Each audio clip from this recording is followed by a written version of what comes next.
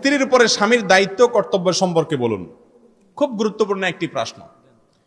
আমাদের দেশে স্বামীর প্রতি স্ত্রীর কর্তব্য কি, এই ওয়াজই শুধু বেশিরভাগ শোনা যায়, ঠিক না ঠিক? মহিলাদেরকে ওয়াজ করতে করতে করতে করতে বেচারীদেরকে আমরা কোণঠাসা রাখি, কিন্তু পুরুষরা আমরা মাশাআল্লাহ নিজেকে রাজা রাজা ভাব মনে হয়, তাই না? অথচ স্ত্রীর যেরকম অনেক কর্তব্য আছে স্বামীর প্রতি, স্বামীরও অনেক কর্তব্য আছে স্ত্রীর প্রতি, ঠিক না ঠিক?